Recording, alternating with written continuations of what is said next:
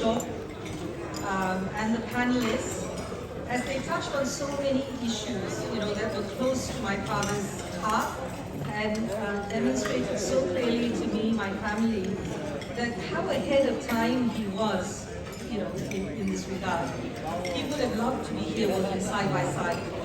He really would. And Dr. Kishore, he would have loved.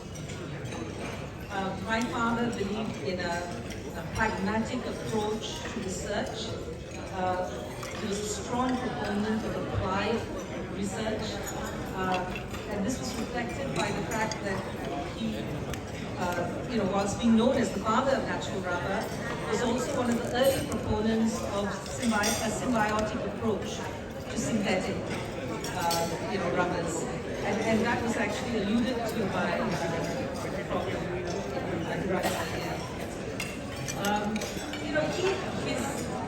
His whole approach, his commitment to sustainable and socially responsible policies and practices started very, very early in his days as a young research scientist, and it gained momentum all through his career.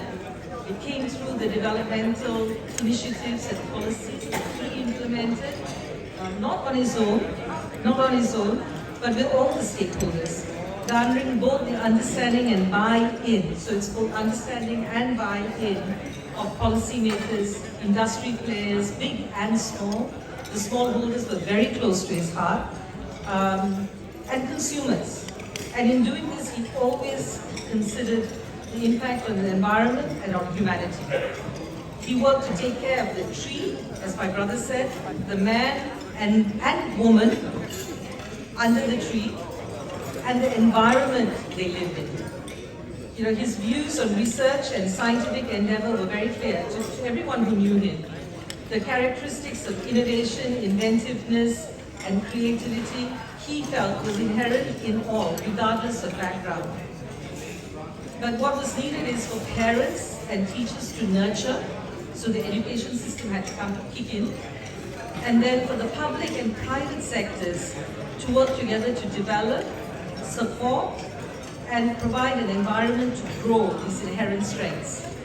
In every area of endeavor, not just science, but every area of endeavor. And this is particularly critical to scientific endeavor and research. He had tremendous concerns, as Dr. Zainab noted, in the dilution on focus of research, on research funding that is broken into so many ministries and distributed by possibly committees that are not informed, right? And that has a very disturbing impact on the research agenda of a country. He never stopped in his work.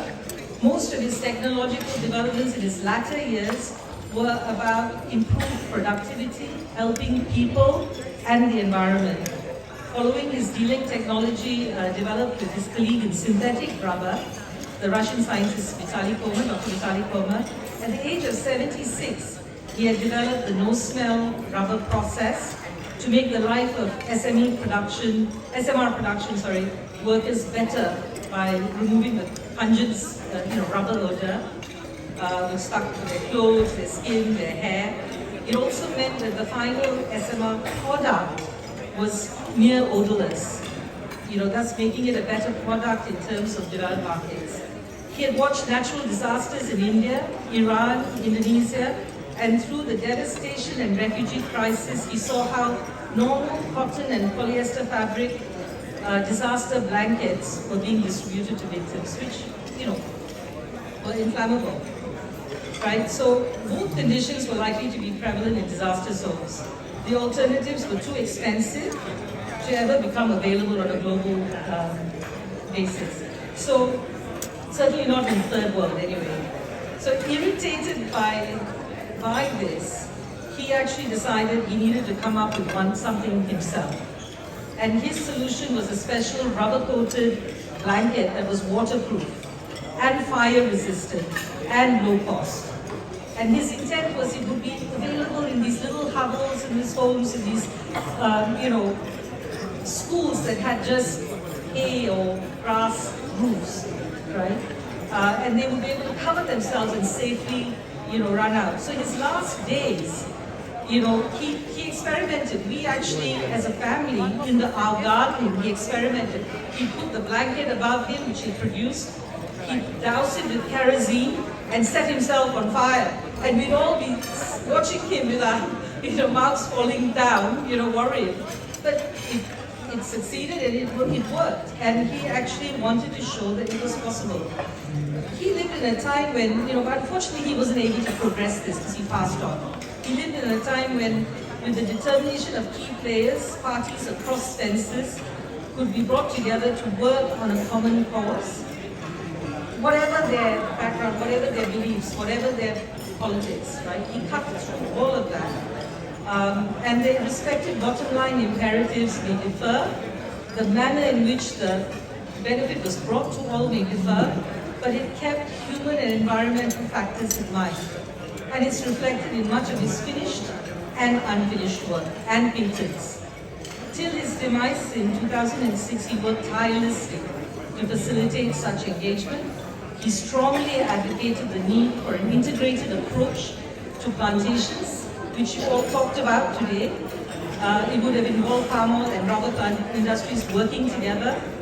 He had in fact engaged and received support of the late Kokne for a trial of his SIRE project in Kelantan to progress this initiative with the intent that integrating plantations, embedding technology, and upskilling and educating the worker at the bottom line of the totem pole, including them in the benefit, right? Not excluding them, but including them in the benefit through higher compensation and living standards.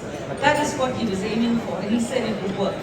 He worked closely with, in fact, Dr. Kalu is here today in this project, so he'll be able to provide much more input on this.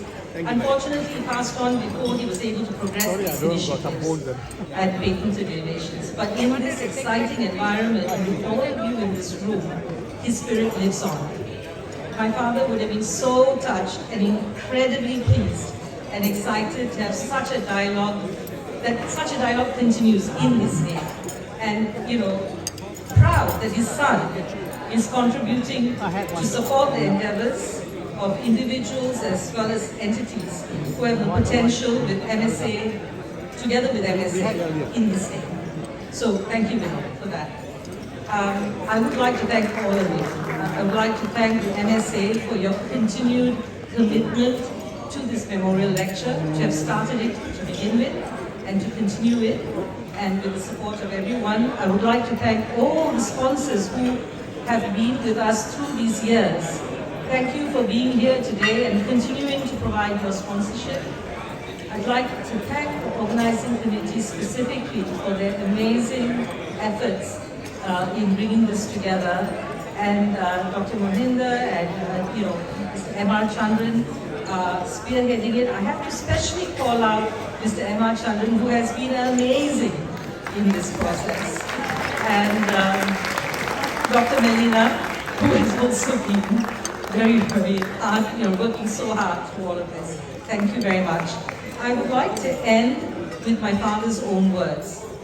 In a fast-changing world, the requirements imposed on an agricultural commodity in competition with sophisticated industrial products must be met if it is to survive. For success in this struggle, for survival, two essential conditions must be fulfilled. First, modern science and technology must be brought together to bear in all their manifestations in formulating solutions to meet changing industrial and economic requirements. Second, such solutions must be actively translated into practice for the benefit of the entire industry. In fulfilling the first condition, a team of dedicated scientists and technologists with a clear understanding of the problems, with a depth of knowledge and a vision relentlessly to pursue the solutions must be available. The second condition demands that the affected countries must consciously, concertedly, and urgently attack the problem of implementing the improvements with clear line of sight to the impact and benefit to environment and social concerns. With that, ladies and gentlemen, on behalf of my family and in the spirit of my parents, I thank you all. Thank you very much, Sujatha, especially for that insight into what he was doing in the latter years of his life, still innovating and inventing for the betterment of humanity.